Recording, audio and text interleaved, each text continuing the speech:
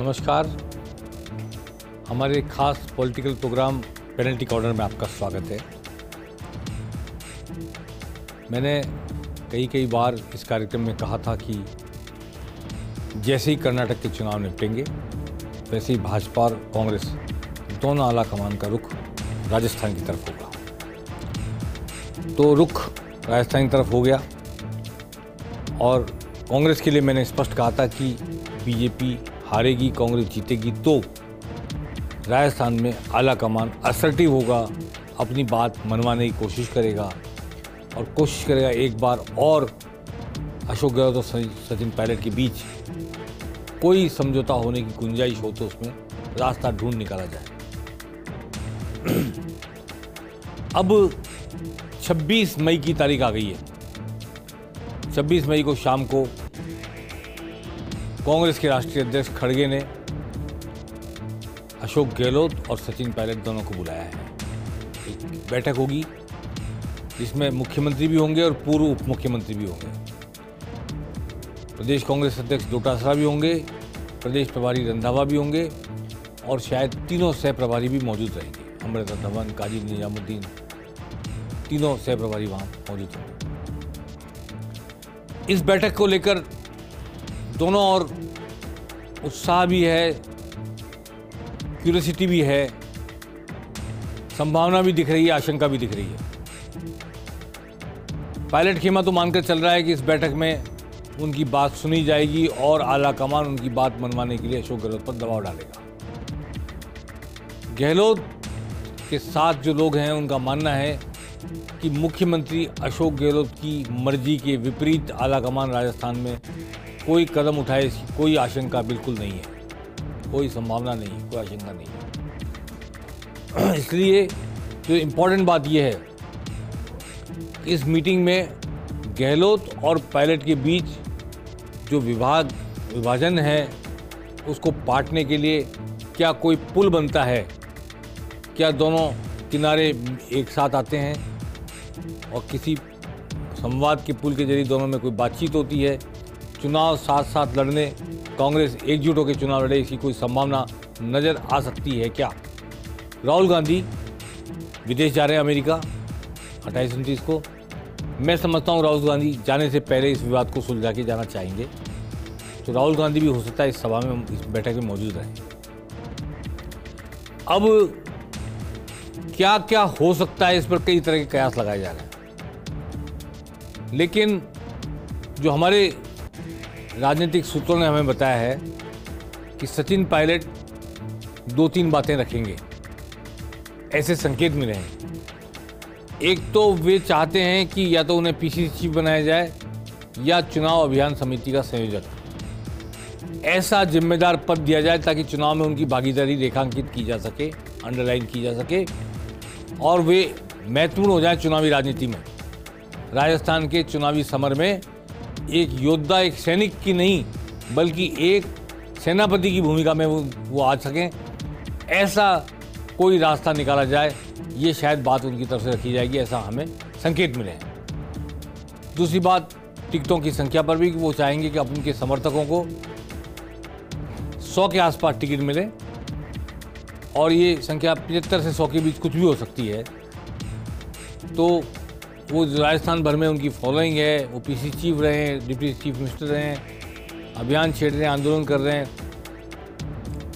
तो वो अपनी हिस्सेदारी चाहते हैं टिकटों में भी, उनके समर्थकों के लिए, खुद के लिए नहीं, समर्थकों के लिए एक भूमिका निभाना चाहते हैं, प्रभावी भूमिका जिसको कह सकते हैं अगले चुनाव में। और तीसरी बात, अलिखित सी, अनकही सी एक अंडरस्टैंडिंग, चुनाव जीतने के बाद कौन सीएम होगा, इस विषय पर आज ही कमिटमेंट चाहते हैं, ऐसा मुझे पता लगा है।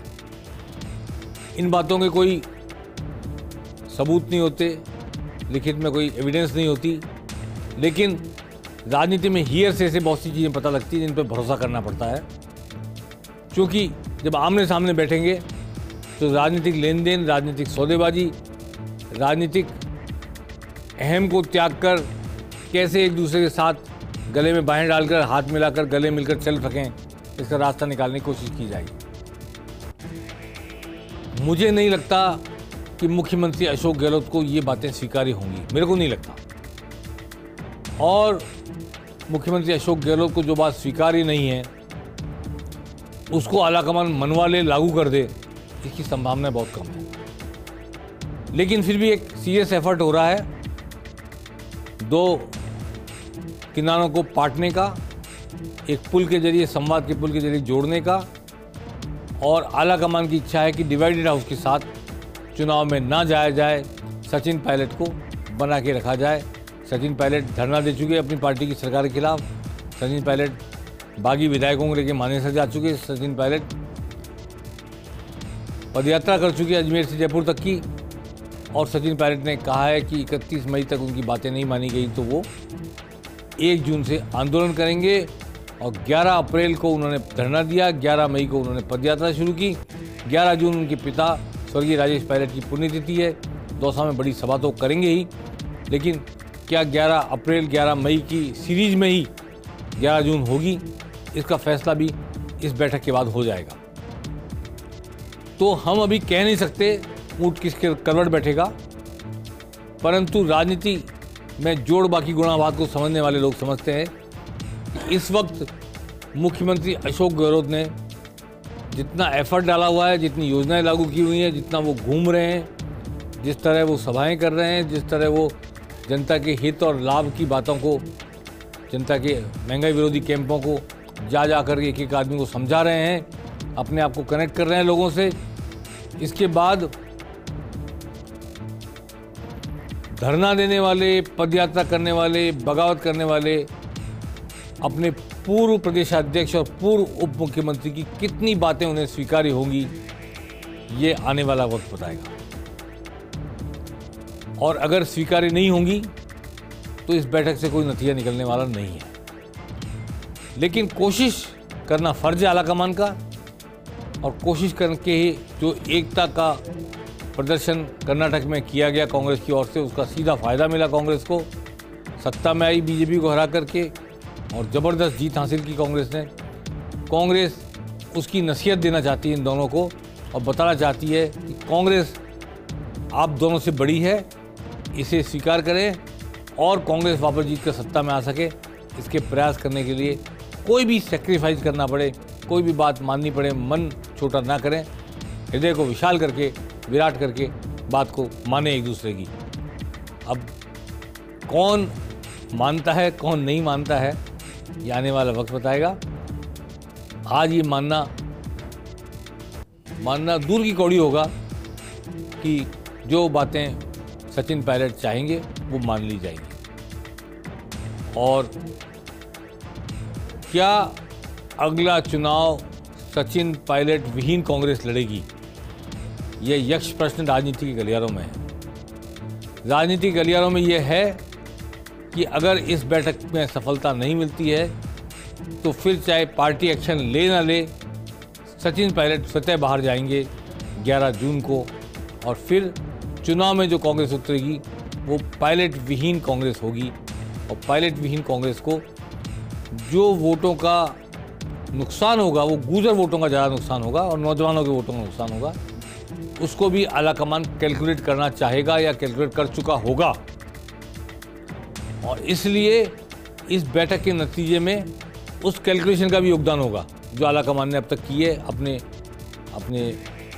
प्रभारी के जरिए, सह प्रभारियों के जरिए, और अपने जो भी तरह तरह के जो सूत्र हैं जिनसे समाचार मिलते हैं, जिनसे संकेत मिलते हैं, उन सब के जरिए कैलकुलेशन की गई होगी।